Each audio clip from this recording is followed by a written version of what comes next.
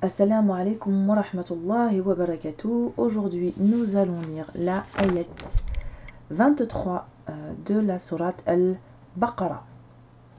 A'udhu billahi minash shaytanir rajim. Bismillahi ar-Rahmani ar-Rahim. Wa qui signifie et. In qui signifie si. Kuntum, kuntum, kuntum qui est le verbe être au passé, donc le verbe avoir, pardon, au passé, vous avez.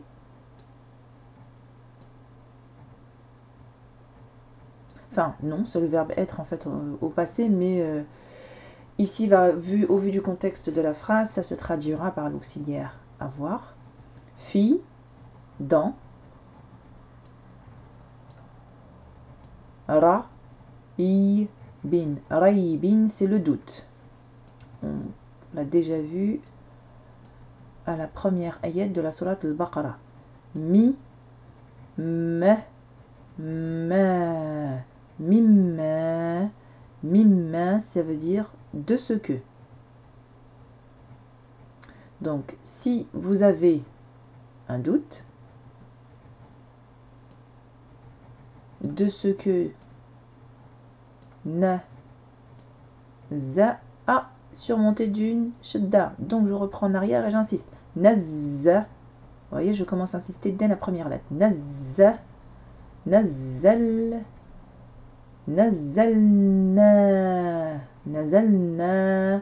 C'est nous avons descendu ou nous avons révélé. Je rappelle que ça vient du verbe nazala qu'on a vu à la précédente ayat. A, la, ici prolongé donc d'un alif de prolongation. Ala, ab, di, na. Abd, c'est l'adorateur, le serviteur. Abdina, c'est notre serviteur. Donc en gros, et si vous avez un doute sur ce qu'on a révélé à notre serviteur,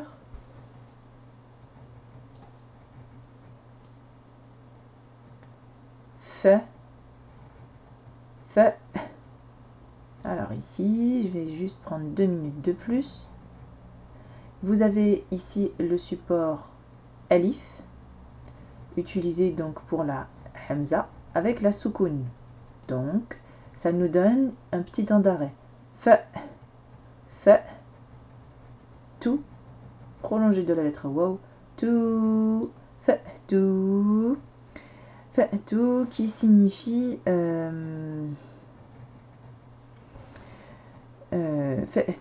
qui signifie donc arriver. D'accord, c'est le verbe arriver. L'infinitif étant ata, ici c'est conjugué puisque vous avez le fa qui signifie alors et qui s'accroche au verbe, et tout, donc arriver, réussir, ici peut-être dans le sens ici dans le sens de la yet, ici ce sera le sens réussir. Hein. Bi, su, ra, tin, fa'tu bi suratin, c'est-à-dire arriver, surat, donc vous voyez qu'ici il n'y a pas de sens, ça va se traduire globalement par arriver, essayez donc de produire une surat, min, c'est la provenance de, mi, li, hi, mithlihi. Alors, mithl, c'est l'exemple. Hi, ici, ça fait référence à lui. Lui, c'est qui ici? C'est le Qur'an. Min mithlihi, c'est-à-dire comme cette sourate, par exemple, du Qur'an. Donc, Allah, il les défie. Et d'ici, vous avez encore un doute. Bah, essayez donc de reproduire une sourate propre comme celle du Qur'an. Comme celle qu'on a, par exemple, dans le Qur'an. Wa, qui signifie et.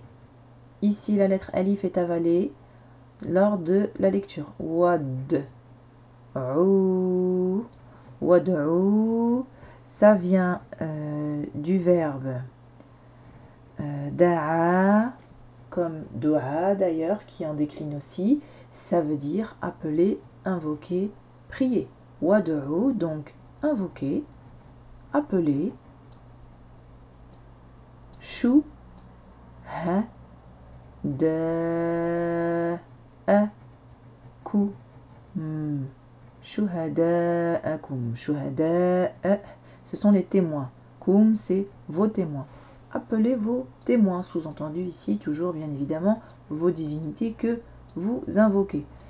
Mi, n, de, toujours la provenance. Du, ni, c'est-à-dire à part, sauf. Duni, la alif qui ne se prononce pas, donc on va faire la liaison avec la lettre qui précède. Dunillahi, dunillah, sauf Allah. En gros, invoquez tout le monde, mais n'invoquez pas Allah pour attester de ce qu'ils auront produit. In, c'est-à-dire si. Ku, n, tu, m, kuntum, si vous êtes. Sa, di, qina. Sadiqina, arrive à la fin de la ayat. Sadiqin.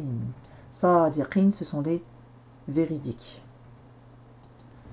Alors, je vous donne la traduction qui est donnée donc dans le Coran traduit en français. Donc, si vous avez un doute sur ce que nous avons révélé à notre serviteur, tâchez donc de produire une sourate semblable et appelez vos témoins, sous-entendu les idoles, que vous adorez, en dehors d'Allah, si vous êtes véridique. Allez, on relit plus rapidement. Wa in kuntum fi raybin mimma nazalna ala abdina fa'tu bi suratin min mithlihi wad'u shuhada'akum min dunillahi in kuntum sadiqin. Encore une fois. وَإِن كُنتُمْ فِي رَيْبٍ مِّمَّا نَزَلْنَا عَلَى عَبْدِنَا فَأْتُوا بِسُورَةٍ مِّن مِّثْلِهِ وَادْعُوا شُهَدَاءَكُم مِّن دُونِ اللَّهِ إِن كُنتُمْ صَادِقِينَ. Une dernière fois sans guide.